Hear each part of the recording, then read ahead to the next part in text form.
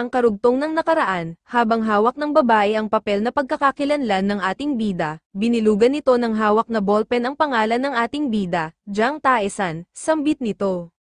Jiang Taesan, ulit nito, Jiang Taesan, kilala mo ba ang lalaking ito? Tanong nito sa kausap sa cellphone, yung magkasama kami sa school siya yung junior ko, madalas kong nakikita ang pangalan niya, anong klase siyang lalaki? Siya ay ang magiging pinakamalaking bagay na mangyayari sa kamakailang batas, marahil kahit na ang buong kasaysayan, sabi ng nasa kabilang linya. Well, ganong siya kagaling, sabi ng babae habang hawak pa rin ang papel na pagkakakilanlan ng ating bida. Hindi lang ako, maging ang lahat ng mga propesor ay nakakakilala dito. Muling sabi ng nasa kabilang linya, Jiang Taesan.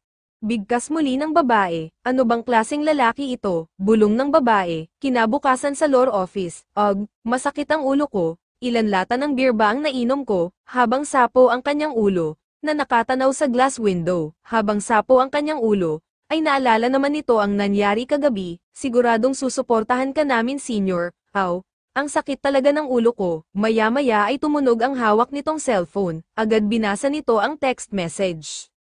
Aalis ako sa Korea, gusto kitang makita bago ako umalis, pero natatakot ako na hindi ko gagawin kaya pupunta na lang ako, enjoy mo ang iyong kabataan habang wala ako, alam mo naman ako ay isang babae na may malasakit na puso. Kontaking mo ako kapag nagpunta kang muli sa Amerika. At kahit busy ako, maglalaan ako ng oras para sa'yo. Ngumiti nang nakapikit ang ating bida na inalala ang mukha ni Yuna. Ang cute niya, kailangan ko pumunta minsan sa Amerika sa lalong madaling panahon.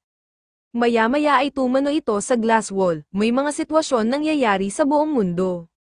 Boss, bakit late ka na dumating? Sigaw ng nasa pintuan. Sino ba ito? Tarantang pasiga na nagulat ang ating bida sa pabiglang bukas ng pinto ng kanyang office habang siya ay nagmamuni-muni sa alaala ni Yuna. Mula sa labas ng office ng ating bida ay maririnig nito ang dalawang tao na tumatakbo papasok ng opisina. Sino ba ito? Ito si Team Leader Yu. At sino ba nagmamahal kay boss? Pagpasok sa loob ay sinunggabang ni Do-Do-hee, nang yakap ang ating bida, na ikinagulat naman nito at ni Team Leader Yu. Boss, tili nito, sabay yakap, Director Do, na biglang sabi ng ating bida. Agad nalukot ang mukha ni Team Leader Yu. Tinalo niya ako dito kainis. Bulong nito, I miss you so much, tili ni Do-Do-hee.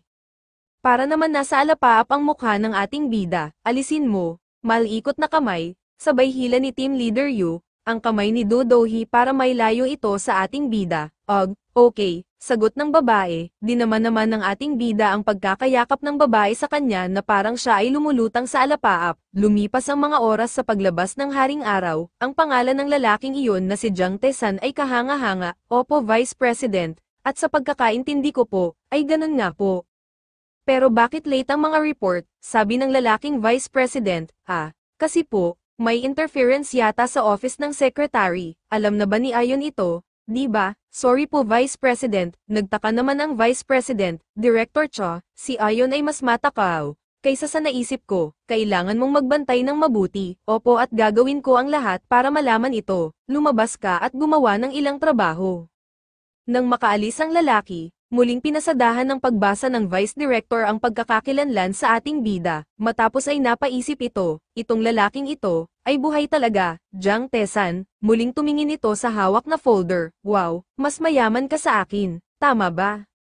Tumayo ito sa upuan, ang lalaking ito ay isang bagay, pati ang aking ama ay umamin din, maaari ba itong maging isang bagong kaaway, at kung hindi, I guess dapat ko na siyang makilala sa lalong madaling panahon. Baka siya ang maging partner ng bunso kong kapatid, bulong ng lalaki, habang nakatanaw ito sa labas ng glass wall. At kung may mangyaring masama sa pamilya Lim, kailangan niyang umalis ng Korea. Samantala, sa office ng ating bida, ano ito? Bakit bigla akong nakaramdam ng nakakatakot na pakiramdam? Bulong nito, boss, nakikinig ka ba sa akin ngayon? Sabi ni Team Leader Yu, na kanina pa pala nagsasalita. Oh, syempre naman, so, anong narinig mo? Sabi ng babae, hindi agad nakasagot ito, at inisip muna, ang pinag-usapan nila kanina, bago ito nagsalita. Hanggang sa part na sinabi mong nag-design ka ng mga pizza box dahil wala kang pera. Oh, nakikinig ka nga, of course, business report meeting natin iyan kung tutuusin. So ano ang eksakto kung saan ang mga detalye ng investment? Syempre, sagot ni Leader Yu, ito ay isang tagumpay. Sagot naman ni Dudohi, maraming tulong si Mr. Robert Ryan sa iba't ibang bagay. Ipinakilala din niya kami sa mga legal na advisor at investment firms. At ano naman ang tungkol sa potential ng negosyo? Ito ay tunay na kamangha-mangha, Joe Rubia, Brian Zines at Blecherswick. Ang tatlong lalaking ito ay tila higit na may kakayahan makamit ang tagumpay, ambisyon at passion at ang pagtitiwala sa hinaharap ay kapansin-pansin, syempre hindi namin kayang ikumpara sa amin CEO, Oo naman, sagot ng medyo may kayabangan ng ating bida, hindi ba nila kayo niyayang makipag-date? Naku, paano mo nalaman, sa harap ng kagandahan, nationality at lahi ay hindi mahalaga, at lagi kong nararamdaman na excited din ako, nakangiti nitong sagot. Talaga? Sigaw ni Leader Yu, sis, huwag kang ang mahulog dyan, sigaw ni Dudohi. Ang mga playboy ay may mahika ng pananalita, at naamoy ko ito, Ano kamo, at sa tingin ko may nakuha na naman si boss habang wala tayo, hindi naman ganun katagal simula nang nagkaroon siya ng insidente sa France. Namula ang ating bida sa sinabi ng dalawang babae, wow. Awesome, paano nila nalaman, bulong ng ating bida, kaya dapat may konsensya man lang, kakaibang amoy ang nanggagaling sa katawan ng CEO, ito ba ay isang marangal ngunit eleganteng pabango? Ngumiti lang ang ating bida, sa puntong ito, ano nga bang uri ng tao ang ina ni Dudohi? Bulong ng ating bida, parang nabasa naman ng babae ang nasa isipan ng ating bida, ang mom ko ay ordinary lang ang ganda Mr. CEO, bahagyang pinagpawisan ng ating bida at, para kang halimaw na nagbabasa ng ibang sekta, bulong ng ating bida, not mind reading, but psychology was my minor, ang aking propesor, nakalaran bilang isang espiritista, ang namamahala sa aking kurso, no wonder it felt so mystical. Anyway, magkaroon at makakilala kayo ng isang mahusay na lalaki at magpakasal kayo agad. Sabi ng ating bida, ibahin na nating ang usapan. Bulong nito, bibigyan ko kayo ng special na alok, 50 payong apartment sa Gangnam, sasagutin ko ang lahat ng gastos sa kasal at 1 taon na honeymoon, at syempre ito ay bayad na. Sabi ng ating bida, inis na humarap ang dalawang babae na nagmukha ng halimaw sa galit na nakangiti, CEO, hindi mo man lang ba ito pinapangarap? Magtatrabaho na lang ako sa ilalim mo habang buhay na makakuha ako ng mga bonus. CEO, nagdala pa ako ng earn para ibaon ang buto ko sa kumpanyang ito. Cut na nating ang topic na ito guys, bulong ng ating bida. Hindi ako makapaniwala na hindi ito gumana, ano kaya kung halaga ng investment at shares, bahagyang sigaw ng ating bida, natigilan ng dalawang babae, bakit bigla kayong tumahimik ulit? Mayroon akong 15% na bahagi sa halaga ng aming investment of $1 million. Sabi ni Team Leader Yu, si Mr. Robert ay nakonect ako sa isang investor at nag-decide sa $4 million para sa 30% shares, sabi naman ni Dudohi. Magaling, binibigyan ko kayo ng bonus na $150,000, bawat isa sa inyo, $150,000, sigaw ng isang babae, talaga, sigaw naman ng isa. Maya-maya ay napatingin ang ating bida sa kanyang cellphone na tumutunog, agad dinampot ito na parang inis at pasiga itong sinagot, yes, hello, Daniel, mula sa kabilang linya, yes, kalmado muling sagot nito na inalala ang boses, ni Vivian sabay pumasok sa isipan ang mainit nilang halikan, sino yan, muling nagmukan halimaw sa inis ang dalawang babae, na pinagpawisan naman ang ating bida. Simula na naman ng panibagong semester, mula sa labas ng university, Hakpil Senior, tawag nito, habang sakay ng pulang sport cars ang ating bida, lumingon naman ang lalaki, Taesan, sakay na, isasabay na kita, nang makasakay na ito sa kotse ng ating bida, gaya ng inaasahan isang luxury sports car. Ito ay awesome, once na makapasa ka sa bar exam, ang mga magaganda ang lalapit at magiging susi, tambay ka lang dyan hanggang doon, ano ba pinagsasabi mo, hindi ka rin ba naghihintay? Ang pagmamalaki ng pagiging law student sa Korea University ay hindi madali mong isusuko, pero, kapag ang bunga ng isang prutas ay nasa iyong harapan at matamis, kahit sino ay matutokso, next year, sisiguraduhin kung papasa ka sa bar exam. Lalo na sa pinakamataas na antas, sabi ng ating bida habang nakatingin sa kaibigan. Anong top score sa unang pagsubok? Bahagyang pasiga nito na nabigla. Pag nabigo ako bibigyan kita ng 1 billion won, kaya wala kang choice kundi maging senior ako ngayon. Pinagpawisan naman ang kaibigan nito. Lumipas ang mga oras, sa loob ng university, pumindot ito ng drinks. Isang business administration class, bulong nito, habang hawak ang drink in can, titignan ko pa ba ang level ng mga professor. Habang nag-iisip, ay may biglang tumawag dito, "Hey, Jang Tae-san," napatingin ang ating bida sa paa ng tumawag, nagsalikop ito ng braso at, "Bakit hindi mo muna ako kinontak?" "Ay Yura," mahinang bigkas ng ating bida. "Tungkol sa nangyari sa club noong nakaraan, sa tingin mo ba hindi mo dapat ipaliwanag ito?" Bakit, close ka ba sa akin? Hindi tayo close. Iyon ang alam mo at pareho lang tayo, ha? Nabiglang sabi ng babae dahil hindi nito nagustuhan ang sagot ng ating bida. Habang nag-uusap, may nakapansin sa kanila na kapwa estudyante rin sa di kalayuan. Hindi ba siya ang kahanga-hangang freshman sa law department? Naku, di ba siya si Jang Tae-san? Wow, talagang ang napakagwapo niya. Siya ay sikat na sikat sa law school. No way, kumukuha din ba siya ng business classes? Kilala ba niya si Ayura? Nagde-date ba sila? No way. Bakit makikipag-date si Jang Tae-san sa babaeng katulad niya? Pinagpawisan ng babae nang marinig ang mga bulungan ng mga estudyante. Hindi mo ba alam na nagpapatakbo ako ng negosyo? Isang negosyo sa pakikipag-date, pero hindi naman tayo naglalandian. Isa kang player, inis na sabi ng babae, ha. Kukunin ko yan bilang papuri. Lumipas ang mga oras. Sa classroom ng business department, nice to meet you. Magtuturo ako ng International Business Semester. I am Professor Lee Dongjin.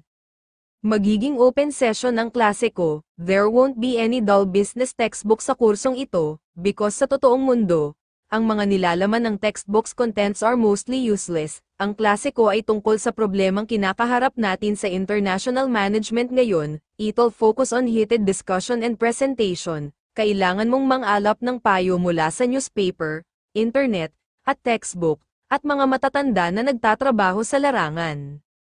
And then study at ipakita ang inyong praktikal na paghatol at mga responses. What do you think? Sounds interesting, right? Lalo na, ang krisis sa subprime mortgage ng US na kasalukuyang mainit na issue, at ito ay isang great case for discussion and presentation.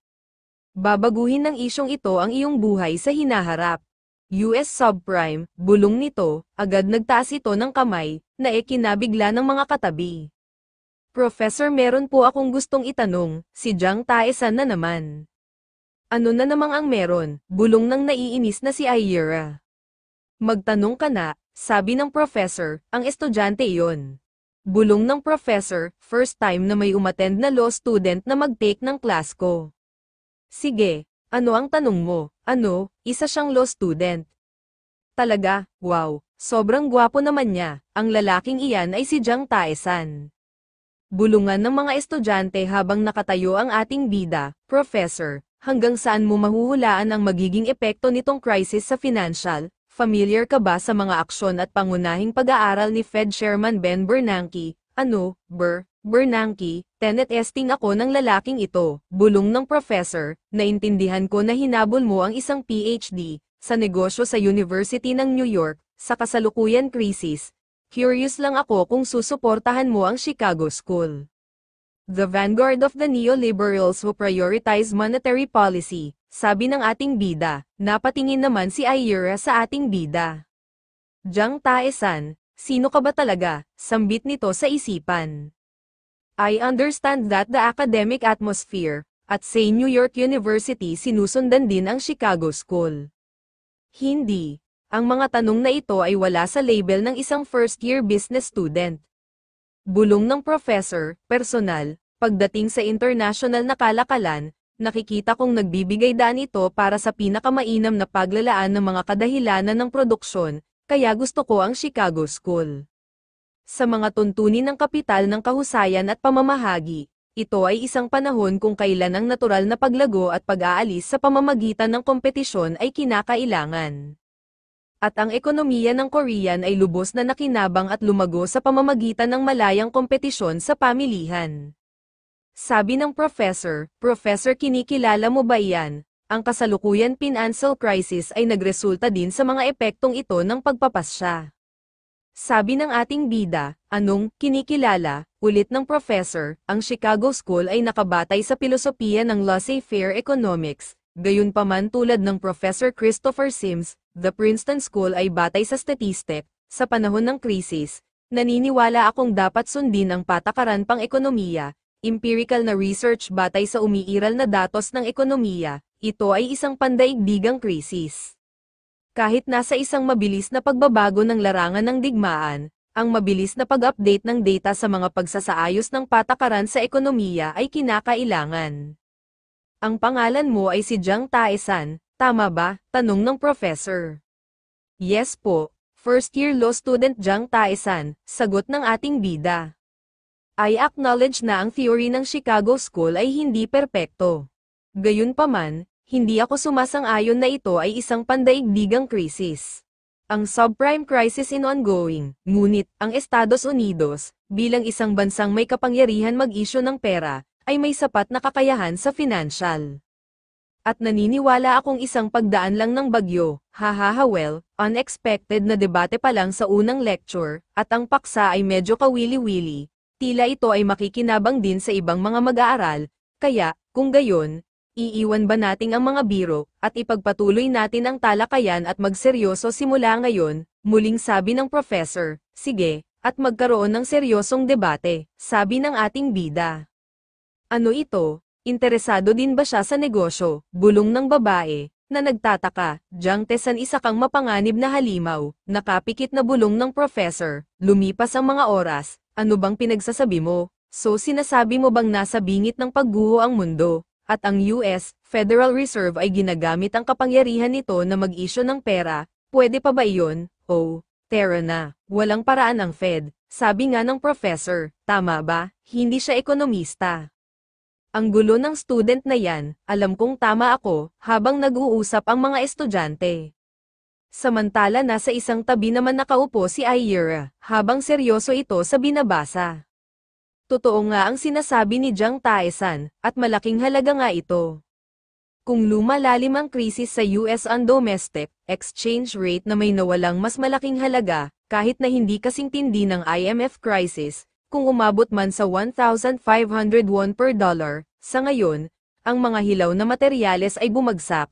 Ngunit kung ang dolyar ay ilalabas sa malaking halaga, at malapit na itong mag-rebound kung alam lang natin kung kailan, nakakalungkot lang, akala ko may iba pa. Bulong ni Aira habang nag-iisang nakaupo sa dulo ng bench, pwede ba ako manigarilyo?